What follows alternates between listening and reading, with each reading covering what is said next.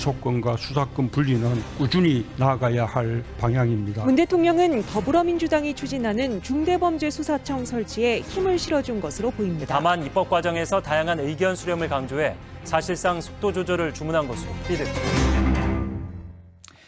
예, 지금부터 만날 분은 2011년에 문재인 대통령과 함께 검찰개혁에 대한 책을 냈던 분입니다. 그때 책 제목이요.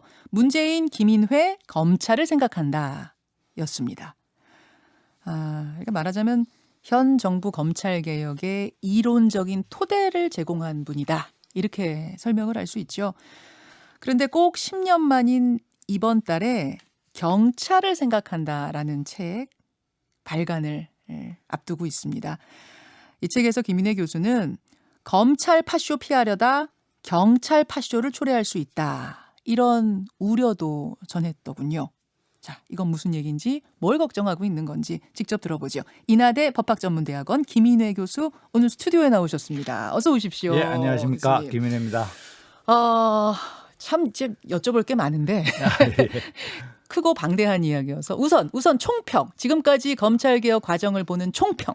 예, 검찰개혁을 전체적으로 볼 때 평가의 기준을 잡는 것이 무엇보다 중요합니다. 기준이요? 예, 기준이 없는 상태에서는 검찰개혁이 어떤 때는 많이 된 것 같기도 하고 어떤 때는 안 된 것 같기도 하고 이런 생겨나는 것이죠. 맞아요. 그 기준으로는 2018년도 6월 달에 이루어진 행안부 장관과 법무부 장관의 합의문, 검경 수사권 조정 합의문이 예. 있습니다. 예. 거기에 따르면은 경찰에게 일차적 수사권을 주고 검찰은 이에 대한 통제 권한 그리고 부분적인 수사권을 갖도록 되어 있죠. 네. 검경 수사권 조정에 관해서. 그다음 두 번째로는 이제 고위공직자 범죄수사처가 그렇죠. 있지 않겠습니까? 그렇죠. 이 두 가지 법안을 중심으로 해서 본다면은 2018년도 6월달에 국민들 앞에서 약속했던 내용은 우여곡절 끝에 제도개혁은 완수가 되었다.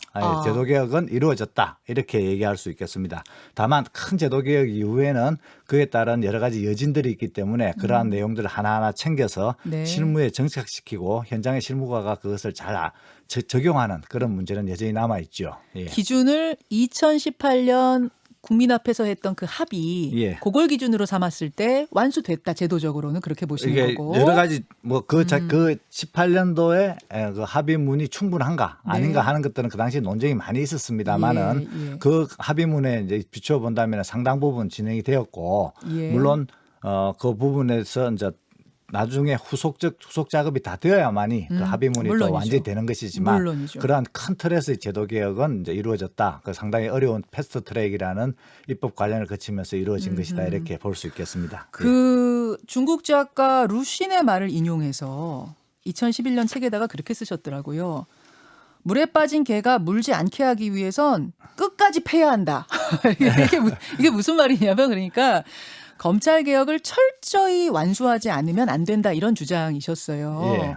근데 최근 여당에서 준비 중이라는 중수청, 그러니까 검찰에게 남아있는 6개 중대범죄 수사권도 가져가서 만들자는 그 중수청에 대해서는 김 교수님 부정적인 의견을 내셨더라고요.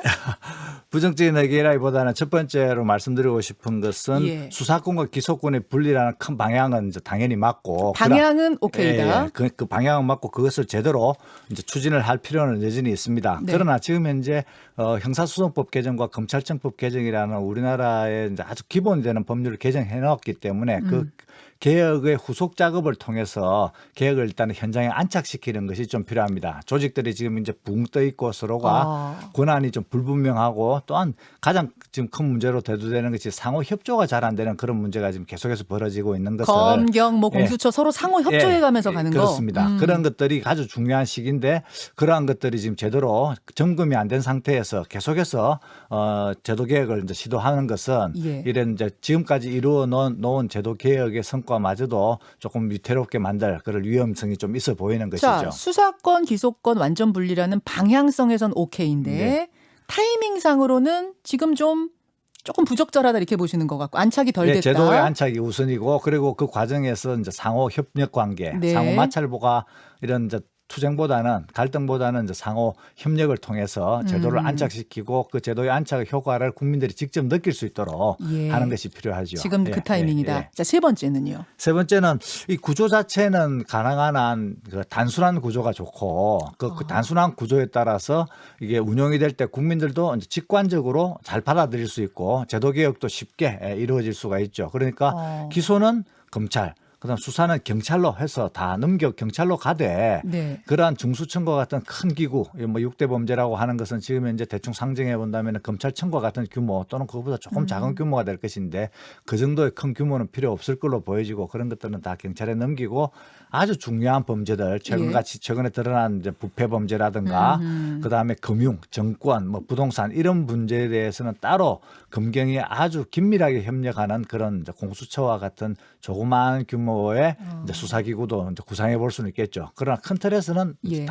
간단 명료하게 단순하게 명료.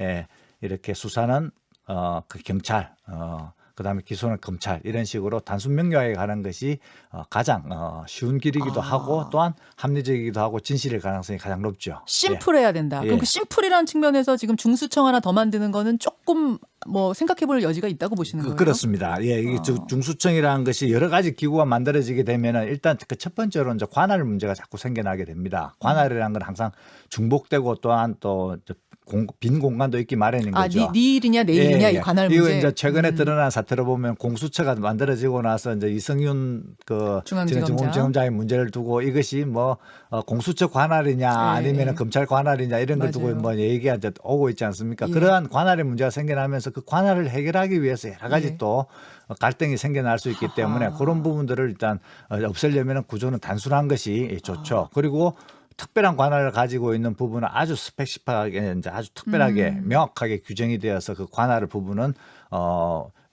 아주 정확해야 되는데 그 부분은 아주 이제 작은 규모로 구상해 볼 수가 있겠습니다. 그렇게 보세요. 검경 개혁의 4가지 조건 중에 마지막은 뭡니까? 예, 검찰 개혁과 경찰 개혁은 같이 가야 된다 이렇게 말씀드릴 수가 있습니다. 동시 개혁이 이루어져야 그렇습니다. 된다. 2011년부터 계속해서 주장을 해왔습니다만 검찰 개혁은 또한 경찰 개혁의 과제이기도 하고 검찰 개혁은 동시에 경찰 개혁이에요?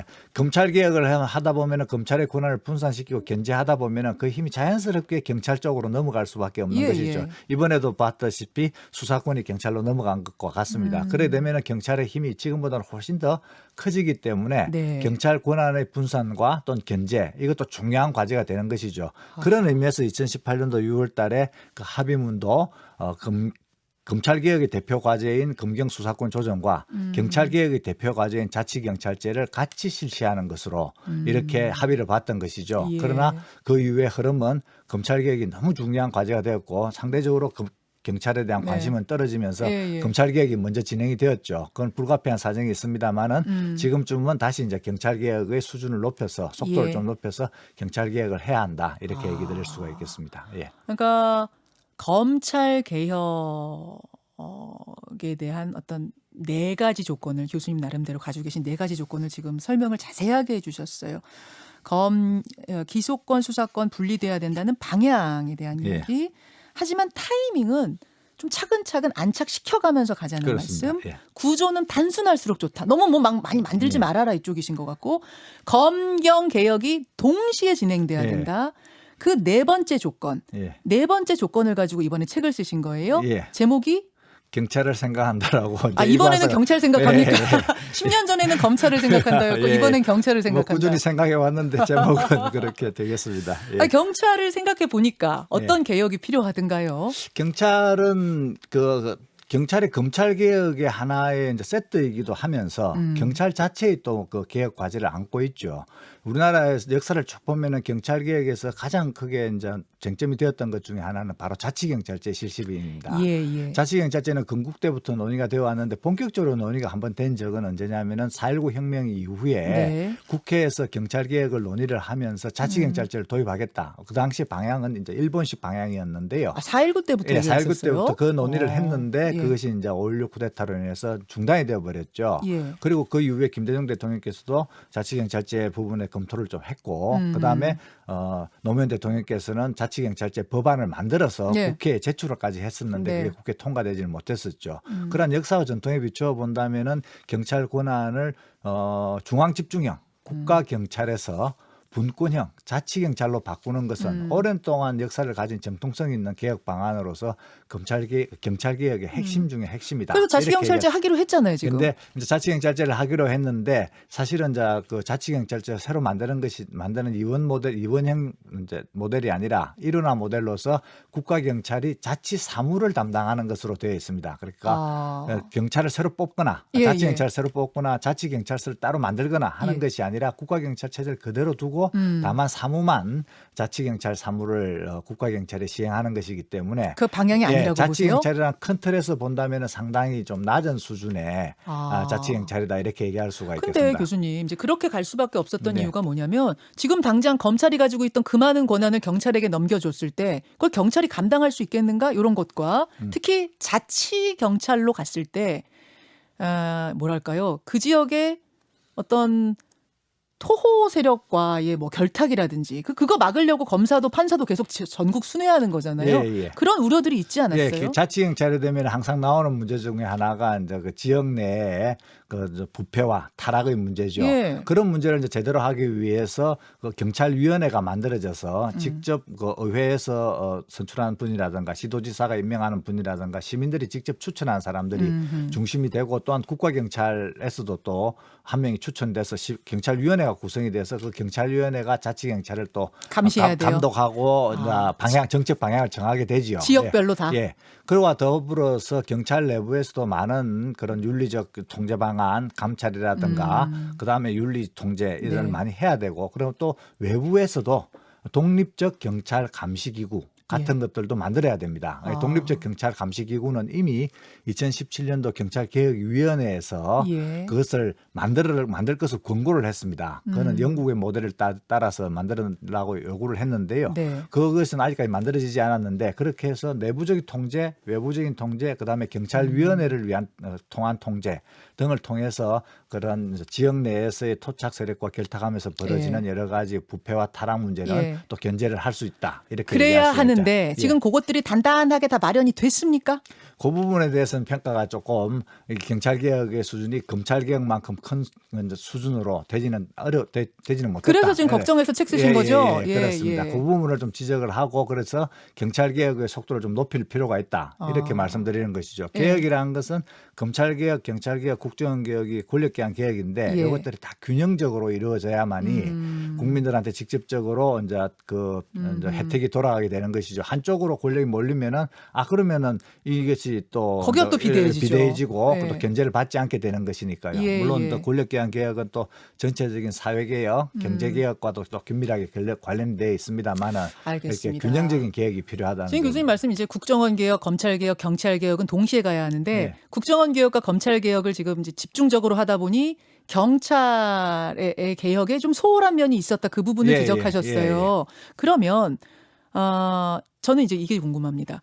지금 경찰이 말하자면 국정원의 대공수사권이라든지 또 검찰이 가진 여러 가지 권한들을 다 가져갔는데 당장 감당할 능력은 되는가? 국민들 걱정은 사실 그 부분도 있거든요. 당장 감당할 수 있는가?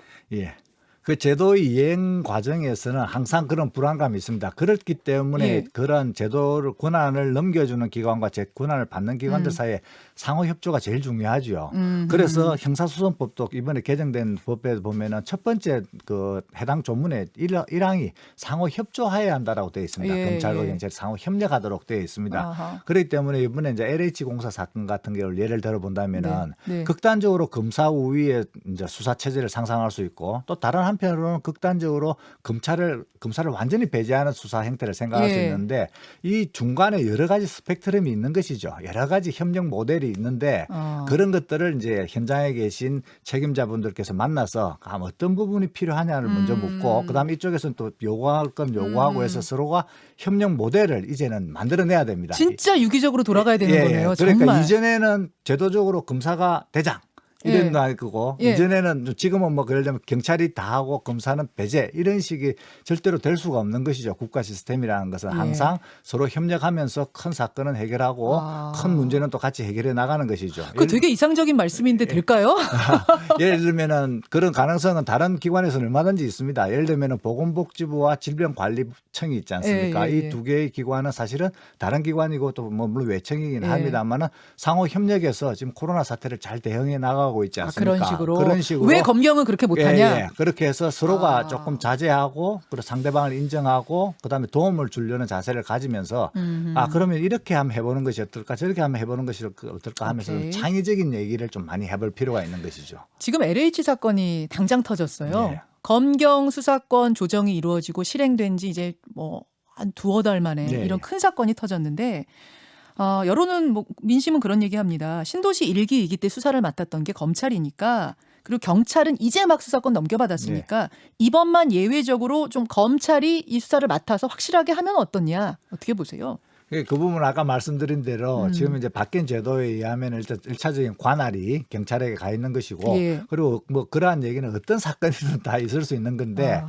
이 부분은 상호 협력을 통해서 합동수사본부라는 그런 예. 틀 내에서 다 잘 해결이 될 수 있을 거라고 보여집니다. 다만 그러한 내용 그렇게 상호 협력을 하기에는 그동안 이제 쌓여져온 감정의 앙금도 좀 그렇죠. 있고 그다음 서로의 갈등이 있었기 때문인데요. 그걸 하기 위해서라도 각 조직이 좀 더 자신들이 지금까지 닥쳤던 문제점을 좀 성찰하고 그리고 다른 기관을 어떻게 하면 더 도울 것인가 네. 그 도움을 통해서 국민들에게 어떻게 이 문제를 잘 해결하는 걸 보여줄 것인가를 좀 깊이 고민하는 그런 좀 성숙한 자세가 더욱더 필요한 때죠. 상대를 악으로 보는 일을 멈춰야 한다. 이렇게 쓰셨던데 예. 저는 이 말씀이 굉장히 중요한 예. 이번 검찰개혁, 경찰개혁 국면에서 중요한 부분이라는 생각이 예, 예. 듭니다. 한국 너무 사- 갈등을 많이 했잖아요. 예, 지금. 한국 사회가 좀 그렇습니다. 모든 사람들이 다 건전한 그런 애국심을 가진 그런 예. 좀 훌륭한 분들인데 그걸 바탕을 했으면 좋겠습니다. 예. 오늘 여기까지 말씀 듣죠. 김인혜 교수님 고맙습니다. 예, 감사합니다. 김현정의 뉴스쇼는 청취자 여러분의 참여로 이루어집니다. 트위터, 페이스북, 레인보우 게시판, 그리고 단문 50원, 장문 100원의 유료 문자 샵 1212, 우물정 1212 통해 참여하실 수 있습니다. 김현정의 뉴스쇼, 여러분과 함께 만듭니다.